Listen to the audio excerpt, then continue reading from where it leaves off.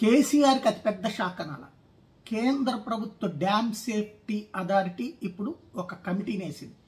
మేడిగడ్డ, సుందుళ్ళ ఈ ప్రాజెక్టులన్నీ ఏవైతే కాళేశ్వరం తర్వాత కట్టినటువంటి ప్రాజెక్టులు 1,00,000 కోట్ల రూపాయలతో కట్టినటువంటి ప్రాజెక్టులు. బట్ ఆ ప్రాజెక్టులకు సంబంధించి తలెత్తుతున్నటువంటి పగుళ్ళు లేకపోతే కుంగిపోవడాలు లాంటివి. ఇప్పుడు నీళ్లు వదలాలంటే భయం, వదలకపోతే రాజకీయం. వదలలేదని రాజకీయం చేస్తున్నది బీఆర్ఎస్. వాళ్ళ అవినీతి అని చెప్పి అధికారంలోకి వచ్చింది కాంగ్రెస్.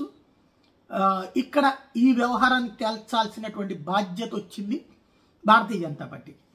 ఇప్పుడు ఆ అంశమే ఎందుకని పట్టించుకోవట్లేదు. ఇప్పుడు వీళ్ళు ఏమంటారు, కేంద్రము బీఆర్ఎస్ కుమ్మక్క అయిపోయేంటూ కాంగ్రెస్ వాదిస్తూ వస్తుంది, మేము విచారణ చేయమంటున్నాం. బట్ సిబిఐకి ఇప్పటి వరకు రాయలేదు.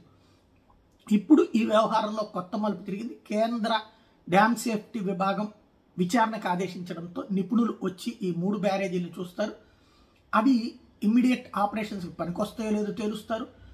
మొన్న మధ్యన కాంగ్రెస్ మంత్రులు వీళ్ళందరూ మేడిగడ్డకు వెళ్ళి రావడం, ఆ తర్వాత బీఆర్ఎస్ వాళ్ళకి వెళ్ళి రావడం, ఈ 2 వ్యవహారాలకి సంబంధించినటువంటి కాంగ్రెస్ ఏమో అది పనికిరాదని, బీఆర్ఎస్ ఏమో పనికొస్తుంది, వీళ్ళు రాజకీయం చేస్తున్నారు. అసలు ఒరిజినల్ టెక్నికల్ పాయింట్ ఇప్పుడు తేల్చబోతున్నారు. ఏం జరుగుతుందో చూడాలి.